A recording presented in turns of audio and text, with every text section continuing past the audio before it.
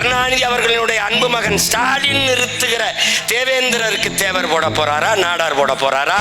பிரபாகரன் என்ற பெருந்தலைவனின் மகன் சீமான் நிறுத்துகிற தேவேந்திரருக்கு தேவரும் நாடாரும் கோணாரும் போட போறாரா? இதாண்டா இந்த தேர்தல், இதுதான் இந்த தேர்தல். ₹1 காசு கொடுக்காமல், குவார்ட்டர் கொடுக்காமல் கூடிய தத்துவ கூட்டம் நாம் தமிழர் கூட்டம். தேவேந்திர குல வேளாளர் மக்கள் நீண்ட காலமாக தங்களை பட்டியல் இனத்திலிருந்து விடுவியுங்கள் என போராடுகிறார்கள். கள்ளக்குறிச்சி மாவட்டம் உளுந்தூர்பேட்டை மணிக்கூண்டு திடலில் நாம் தமிழர் கட்சியின் சார்பில் சாதிவாரி கணக்கெடுப்பும், சமூக நீதியும், பஞ்சமர் நில மீட்பும் மற்றும் தேவேந்திர குல வேளாளர் பட்டியல் வெளியேற்றமும் என்கிற தலைப்பில் பொதுக்கூட்டம் ஒன்று நடைபெற்றது. இதில் நாம் தமிழர் கட்சியின் தலைமை ஒருங்கிணைப்பாளர் சீமான் கலந்து கொண்டு உரையாற்றினார். அப்பொழுது அவர் பேசியதாவது: நாங்கள் ஆட்சிக்கு வந்தால் முதல் கையெழுத்து கடற்கரையில் உள்ள சமாதிகளை அகற்றுவதுதான்.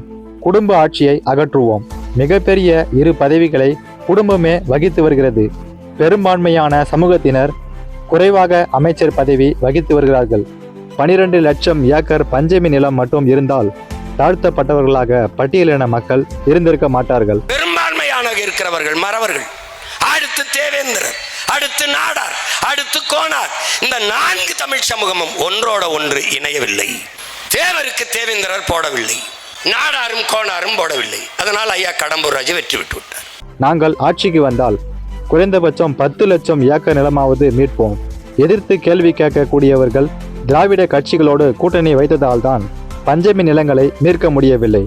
தேவேந்திர குல வேளாளர் மக்கள் நீண்ட காலமாக தங்களை பட்டியல் இனத்திலிருந்து விடுவியுங்கள் என போராடுகிறார்கள். ₹1 காசு கொடுக்காமல், குவார்ட்டர் கொடுக்காமல் கூடிய தத்துவ கூட்டம் நாம் தமிழர் கூட்டம். இது தற்கூரி கூட்டம் அல்ல. எங்களுக்கு வேண்டியது சலுகைகள் அல்ல, எங்களது உரிமை. நீண்ட காலமாக சாதிவாரி கணக்கெடுப்பு நடத்த வேண்டும் என்று கோரிக்கை வைத்தவர் டாக்டர் ராமதாஸ். ஆணையமுத்து என்கிற தலைவர் மட்டும் இல்லை என்றால் இந்த உரிமை கிடைத்திருக்காது. சாதிவாரி கணக்கெடுப்பு தான் சரியான சமூக நீதி. வன்னிய சமூகத்திற்கு 10.5% இடஒதுக்கீடு வேண்டாம் என்றால் அவர்கள் எண்ணிக்கைக்கு ஏற்ப பகிர்ந்து கொடுப்பது தான் உண்மையான சமூக நீதி. 10 நாட்களில் SIR கொண்டு வரும்போது 10 மாதங்களில் சாதிவாரி கணக்கெடுப்பை நடத்த முடியாதா? இந்திய துணைக்கண்டத்தில் சமூக நீதி என்கிற வார்த்தையை அதிகம் உச்சரிப்பது திராவிட ஆட்சிதான். இவர்கள் கூட்டணி வைத்துள்ள கர்நாடகா, ஆந்திரா உள்ளிட்ட காங்கிரஸ் ஆளும் மாநிலங்கள் மட்டுமல்ல, மற்ற பிற மாநிலங்களிலும் சாதிவாரி கணக்கெடுப்பு நடத்தப்பட்டிருக்கிறது. இந்த நாட்டின் முதல் குடிமகள் திரௌபதி முர்மு கூட கோவிலுக்குள் நுழைய முடியாத நிலை உள்ளது. தமிழ்நாட்டில் 28% மக்கள் இரவு உணவு இல்லாமல் தான் தூங்குகிறார்கள் என்றால் ஜாதி மத வேறுபாடுகளால் தான். சமச்சீர் பாடத்திட்டம் இருக்கிறது, ஆனால் சமச்சீரான கல்வி மிகவும் பின்தங்கிய தாழ்த்தப்பட்ட மக்களின் பிள்ளைகளுக்கு கிடைக்கவில்லை. திருப்பரங்குன்றத்தில் உள்ளது முருகன் கோவில். தமிழ்நாட்டில் ராம ராஜ்யம் அமைக்க பாஜக கடுமையாக முயற்சி செய்து கொண்டிருக்கிறது. அது ஒருபோதும் நடக்காது. தாமரை இலையில் தண்ணீர் கூட ஒட்டாது. அப்படி இருக்கும்போது தமிழ்நாடு அவர்களுக்கு கிட்டாது என்று சீமான் ஆவேசமாக பேசினார்.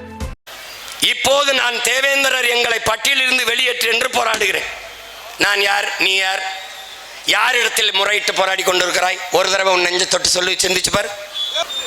இது ஒரு போராட்டம் இல்ல, எல்லா போராட்டங்களையும் மனு கொடுத்து முறையிட்டு ஆர்ப்பாட்டம் செய்து போராடுகிறோம். இந்த நாடு உன்னுது, இந்த நிலமும் அதிகாரமும் உன்னுடையது. இதை பிறரிடத்தில் கொடுத்து விட்டு நீ மனு கொடுத்து போராடுவது மாறி ஒரு மானங்கட்டதனம் ஒன்று உண்டா? இந்த அதிகாரம் நம்மிடத்திலே இருந்தால் இந்த போராட்டம், இந்த கூட்டம் அவசியப்படுமா? யோசிச்சு பார்.